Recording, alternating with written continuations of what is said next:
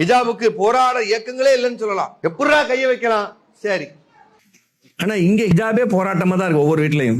என்னென்ன வகையில வந்துருச்சு. அபாயா பார்த்தாலே அபாயமா தான் இருக்கு. வாங்கிட்டு வந்து கஸ்டமைஸ் பண்ணுங்க. இங்க அப்படியே இங்கெல்லாம் அப்படியே பிடிச்சிருங்க. அங்க ஒருத்தன் பிடிப்பாமா, அப்புறம் பாத்துக்கலாம். டெய்லர் சொல்லி இங்க பிடிங்க, டைட்டா போட்டு இறுக்கமா போட்டு. ஏன் அப்படி ஒரு கருப்பு ஆடை அணின்னு அவசியம் இல்லையே. என்ன ஆடை வேணாலும் போடலாம். அது உங்களை ஒழுக்கமாக பார்வையிலிருந்து பாதுகாக்க உதவணும். அது லூஸா வேர் பண்ணணும். நபிகள் பெருமானார் சொல்றாங்க, சின்பானி மின் அகலினார், இரண்டு கூட்டத்தார் நரகத்திற்குரியவர்கள். நிசா பெண்கள் இருக்கிறார்கள். அவர்கள் யார்? காசியாத்துன், ஆடியாத்துன், முமீலாத்துன், மாயிலாத்துன்.